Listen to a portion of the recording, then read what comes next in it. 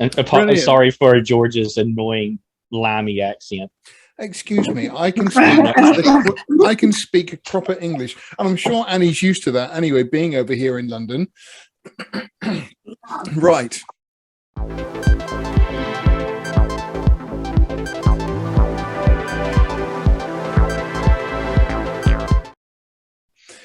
Good evening, ladies and gentlemen, and welcome to a very special Free Outpost Frequencies brought to you by thelastmovieoutpost.com, because we have got a very special guest with us this evening, and that is Annie Hardy. Hi. Thank you so much for joining us.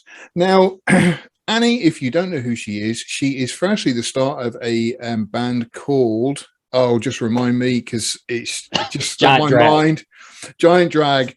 I apologize. It's very late here in the UK, and so my brain is Quite all right. I'm still there. I know. Are you playing tonight at a concert? Yeah, we're these podcast things have replaced having friends in the world in life. So my friend's podcast called It's All Bad is doing a live broadcast thing, and then Giant Drag is the secret performance afterwards. Excellent. Yeah, that's pretty cool. They're only paying us a couple $100, so it's like 20 minutes, no hits, and then we're out. So it's not going to be like the Beatles or whatever on top of the spring up.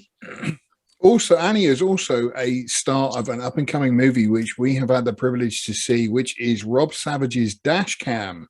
Which we haven't shut up about it for at least 3 months now. To be honest, it's kind of annoying talking to Sean because it's all he ever talked about. But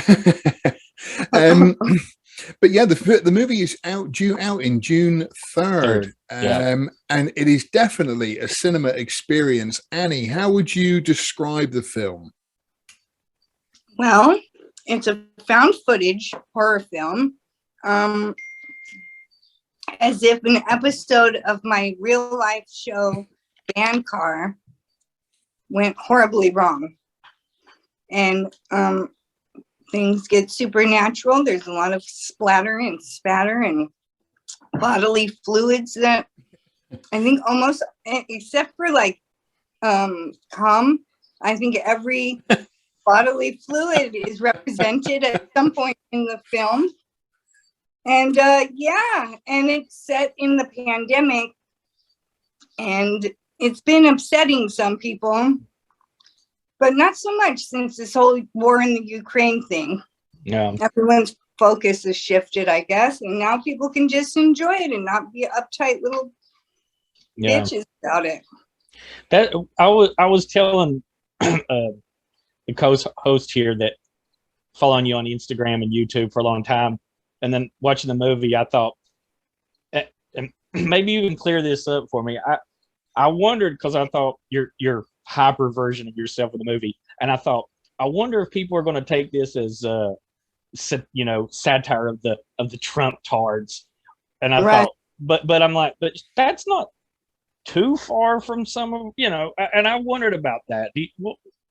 That's the kind of like difficult aspect, I guess, because people don't wonder like you do, like you're doing. Like people just like jump to conclusions these days, and they don't really understand like the like gray area. Like it's a movie at the end of the day. Like Angela's really a demon, she was pretending. And so I'm also pretending on a bunch of, in a bunch of ways, because there was, all the dialogue is improvised, but there was like a written outline of where the story does and everything. So sorry, just clearing this up. Just clearing this up. This didn't actually happen to you then? No, this did. I mean, in a way it did, but like not really at all. Yeah. I mean, the film looked incredibly grueling to film. Did you find it a hard film to work on? Yeah. I mean, no, it wasn't hard. I liked to do it. It was like so much fun the whole time. Wow. Like to pluck me out of my comfortable home in North Hollywood and take me to England, where, like, as it is, British people just get me more than my fellow Americans do, unfortunately, or fortunately. As I usually say, like, I'm like Budweiser here, but Budweiser to you guys is an imported beer and you have to pay extra for it, you know? And so, and then they made me a star of a movie. Although I get it, Rob Savage's dash cam, he's the first star, but I'm the second one. And so I got to just like be treated like a queen and like waltz around and be like, you know, people feeding me all day long and be a giant baby. That's like my favorite thing. But there were days we had to, like, one day we were in, where the fuck were we? Norfolk. Yeah. Are you familiar? Norfolk is called Norfolk. And it was snowing there. And that was the day where I had to crawl out of the lake. Oh my Although goodness. my stunt double had to swim in the lake. Wow. Shout out to Anna. But I had to get covered in, like, they took my clothes and dunked them in hot water, and then I had to put them on and go out in the snow, and I was really crying. No acting necessary. I can't imagine the hot water in those clothes stayed warm very long. No. And then they just, and Rob made us do it twice. And he, yeah, I guess. A real sadist. Yeah, he's a not just, it's really written into his DNA. I mean, yeah, with the film, you're saying that a lot of it was improvised. How much script did you get? There's no script whatsoever. It's just the outline of what's got to happen here, and all of the freestyling, or all of the, like, where I'm rapping in the movie was all freestyle. Hi, I'm Annie Hardy, and you're watching Vancar. Another day in paradise. And Rob would just have me do it again and again and again until he got what he needed. But yeah, so it was always all improvised. During the lockdown there, when you were doing that live streaming from YouTube, I was watching that every time you did it. Was that a lot of that, when the stuff that made in the movie, was that cut from that, or did the movie? No, we had to have like movie was shot on an iPhone, but you know, there was only the stuff that's from before I get on the plane to go to England did I shoot on my own. And but all of the shots were like, you know, because we did have the layout, like, okay, Annie's and the naked bike guy from the beginning, that was something that really had happened to me, and I sent Rob the video of it, and he's like, oh, we have to put this in the film. As soon as I saw that, I said, that really, it's California, that really happened. But I couldn't remember seeing it when you live streamed it, so that's what made me wonder. I was like, I think I didn't watched stuff. I recorded it on my phone, and I edited together a 20-minute or a 14-minute version of it, of this guy, because in the movie you don't see the part where the guy was jerking off at me and my friend Austin, who was also in the car with me. No it was way. Like, yeah, he was naked on the bike, and then he like found us at the end of my street. I'll send you guys the link, because it's an unlisted link on YouTube, and it's so insane. And the guy was not. I don't know if I want to. I don't know if I want to see it. I do want to. I do want to see it afterwards, so you might not want to. Just for the record, I do want to see that. Okay. I'll be sure to send it to you then. That must have been pretty flattering, though. I've never had a crazy dude jerk off to me. I mean, he wasn't jerking off at me, that was for sure. You know, it was at Austin, and the guy was demon possessed, and it was like clear that he was out for like the horror and disgust reactions more than anything else, but it was hard to tell because he was ultimately just literally possessed by demons. So really set the tone for the movie, though. It did, but we had to get back that the Blumhouse lawyers would not let us use the original footage in case that guy came out and objected to it. So my friend Andy had to take off his clothes and ride the bike in his underwear, and then they had to CGI a naked ass onto him. So it Imagine cost a lot of money to do that. only a lawyer would say, you know, this guy that went out in public and jerked off and took a shit. He might not like it if we had that on film, though. You know. Goodness. Exactly. So you came over to England. How did you find England? Forget the movie, but I mean, how did you find England? Is it your first trip over, or? No. Giant Drag toured in England more than in America, I would say, and it was great. Wow. It happened to work out that like this guy that I just hired to be my manager, he also managed the Albion Rooms, which is the Libertines recording studio, hotel, restaurant, coffee shop, and bar. And so we were able, well, I said, if you send me out to England, you have to pay for a ticket for my drummer too, because I'm going to be in quarantine for 2 weeks. And since they had a recording studio there, I was like, well, I don't want to sit and with my thumb up my ass for 2 weeks. And so we recorded a album in 2 weeks before I could start working on the film. And yeah, I love England. I mean, I don't know why I'm always doomed to come there in the winter months, but like I had just been there a year before for a tour that was like the best of my life. And I love England. To be fair, you always are going to visit it in miserable weather. There's a joke in over here that's kind True. of summer last year was really nice. I think we had it on a Wednesday. Yeah, exactly. And so with the movie and everything else, I mean, like I say, you started off your career. I know that you were sort of a young actress and you got into music and everything else. Did you ever think you were going to get into acting at all? I don't think so. Because like I've been in like this film and like this other film, The Icarus Line Must Die, and the Spike Jonze short film. But in every one, I'm basically I'm playing myself. So okay. It's like, is that acting? I guess it's a role that I've honed for many years now, but you know, maybe it's like some Andy Kaufman shit. I don't know where I am in this acting begins. Well, you're and Dashcam, your performance in it is the best. That's the best part of the movie. Your reactions to everything that happened. That's we were talking about it.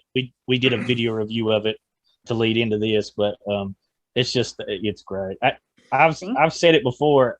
My favorite horror comedy is Return of the Living Dead, and I put Dashcam right up there with it. I think it's that good. Yeah, I really do. Yeah.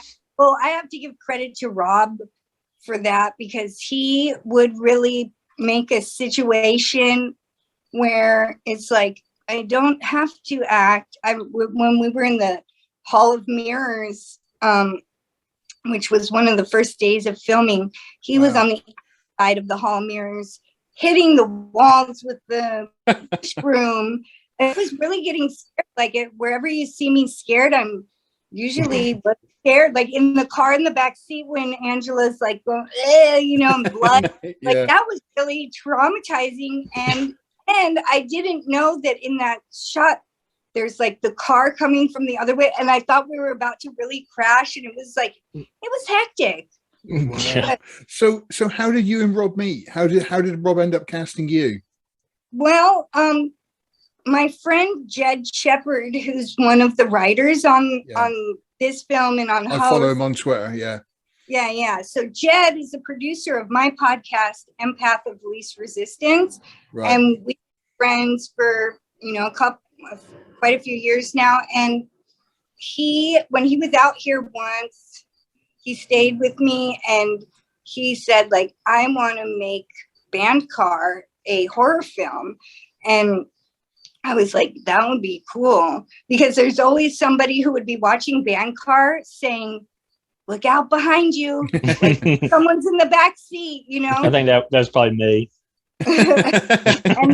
and then I didn't think it would happen. Then all of a sudden Host came out, and they got this Blumhouse thing, and somehow I was like, the whole time it was happening, I was like, this isn't real, you know, like, but yeah, that's how I met Rob. It was because of it. Yeah. Because of Jed's idea. Wow. Have you watched the trailer for Dash Cam, the official Blumhouse release? I think I did. I'm kind of surprised that they didn't show the high comedy element of it. And I was telling I was like, I think people, I hope that the word of mouth gets out pretty quick that it's got a high, you know, that it's not just a straight up horror movie. Yeah. Because that's a real, it is a straight horror movie, but the comedy in it is so good that. Yeah, totally. And I feel like that like makes you relax so much, like that you almost forget you're watching a horror film, which makes it even more scary. My favorite part's got to be when the car crash happens and you go up and ask that woman if she's okay, and then lay that the sweatshirt over her face. Oh yeah. That cracks me up every time. I don't remember who. I think one of the Gemma or Jed or somebody must have wrote that part in, and that was a real sweatshirt of mine. So was the Mag hat, but the reason that I owned it is, well, I have owned the sweatshirt for the straightforward reason, but the MAGA hat, which is gone forever now, I guess Blumhouse said they would pay them $10,000 to blow it up afterwards. It's like, dude, this hat cost $3 on eBay. Like, I'm gonna need some reimbursement for that. I mean, I don't think they ever gave them. They better not have. I could be being lied to. This is show business, but I've just literally owned a MAGA hat because all my parents are libtards, and so I don't believe in politics one way or another. You know, I voted for Kanye, and I only did it because it was a mail-in ballot. I never would have voted. It's not real, you know. Yeah. And so yeah, they used that, but you know, then the whole point of it in the film is like, it's just a fucking hat. Like, how are you gonna like get so upset about headwear? You know? It's pretty retarded because as soon as I saw it, I thought this movie's going to be great, and then it's like, oh, it's going to really cause some ass hurt because you know. But then the more I watched it, like I said, it made me think it's like, oh, people are going to interpret this as a hit piece on you know, but I thought, well, from what I can tell, Andy's not really, you know, political partisan like that, because me and you have very close from, you know, your posts on Instagram, and if you remember me replying, we're pretty close on that. So I thought, oh, they're beliefs. What was that? Seems like we have similar beliefs. Yeah. So I wondered, I was like, you know, I don't think it was mean spirited. No. It wasn't meant to be. And like, you know, it's society is so sick today to where people think the worst thing you can do is offend somebody, when like in the 90s, that was the best thing you could do, because something was, the funnier it was. And now it's just like the PC police and the woke police and the cancel culture, like phantoms. It's just like, stop doing this. You know, you're ruining the world. The world Everything. is everything. Like no laughter, no dancing. You know, what's next? I mean, it's funny because both me and Sean write for the Last Movie Outpost, and we find articles all the time. And I'm sorry, Sean, I'm going to bring this up. I mean, I'm a massive Star Wars fan, but the way the whole, you know, they've tried to pander to everybody with these new movies, and it's just not worked, and they've ruined things and turned away all these fans. And when this bubble finally bursts, people can get back to creative freedom again. Yeah, it's so stupid and foolish. It's like, this is an agenda being carried out right now, and anybody who can't see that is under mind control, which is most of the world, admittedly, but it's like, it's working so well. And I see it so well because I myself don't watch movies, and I don't watch TV, and I don't even listen to music. I'll make any one of the three, but like, I don't spend my spare time. I don't have spare time, but I don't spend any of my time watching stuff unless it's like a YouTube video. And you Funny and you enough, live right in the middle of South Central anyway. So it's I can't imagine what it would be like just trying to interact with somebody randomly on the street or in a store in California. I would be afraid to say anything for fear of offending. I'll find a few other people like me out there in this nightmare hellscape world and city. So gotten lucky in that way. But yeah, I can't imagine for people who live in like other like I know people who don't have anybody that believes what they believe, and it's like lonely for them. Like most people are under the spell. Most people have fallen for it, and like to not even be allowed to question the narrative and the fact checkers and stuff. It's like people who defend like what's going on, like this totalitarian takeover, and they're like, this is good, it's keeping #stay safe. It's like, dude, have fun, monkeypox, when we do this all over again. And we're fine. Like, the one world government is happening this Sunday. Being censored and censorship protects freedom of speech. That's the newest one I've been seeing. That's so backwards. It's like, wow. If somebody says that to me, it's like, oh, I forgot. We live in an upside down, total psycho world. Yeah. It's like, it only takes so long before a world run by psychopathic narcissists turns the rest of the world into psychopathic narcissists. And here we are, we have arrived. And I can tell everyone who's a psychopathic narcissist because they get offended by this movie. Oh, yeah. It's a very ballsy movie for 2022. Absolutely. Yeah. I mean, it's a punk rock movie, more or less, and its sensibility in that way. Yeah. That's why it's so refreshing. It's fucking great. You mentioned there earlier that you don't watch much TV and stuff. Did you see Host before making this? I watched it because it was Rob. Yeah, because it was Rob and Jed. And Jed had sent me I was like, oh, let's see what these dudes just did.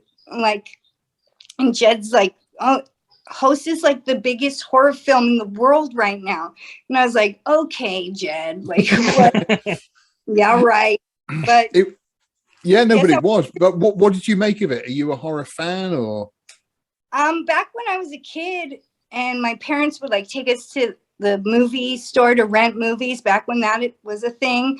You know, the only movies I ever wanted to rent were this like horror films and really bad like B movies. By the time I was over movies completely, but I did work in a video store.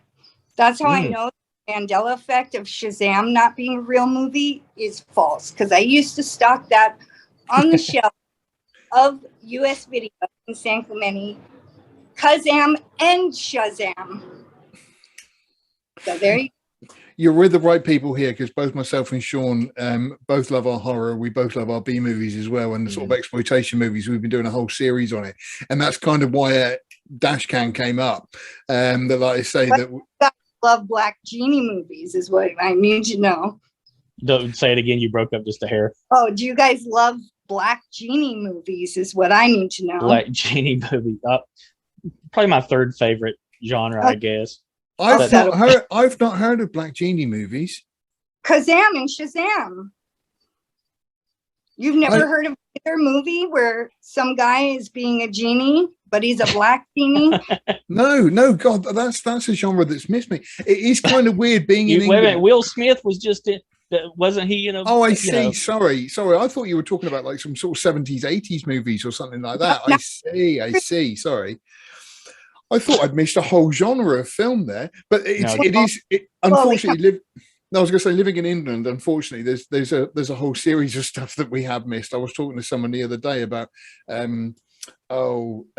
Banzai, something across the eighth dimension, and it was a big movie in America. Buckaroo Banzai. That's right. I'd never heard of it. And it was so weird to sort of find, these different genres and stuff like that. I always find it, but no, the whole Black Genie thing, like I say, I completely understand what you're saying now. Genre. Yeah. Very niche. Yeah, very niche. But building up, I think. Yeah, so, it's got it. It'll find its audience one day. Totally. So Annie, if somebody was to say to you, why should I go and see Dashcam, what would you say to them? Well, you should go see it if you like to be scared or you like to laugh. If you don't like either of those things, you should probably not see it. Yeah.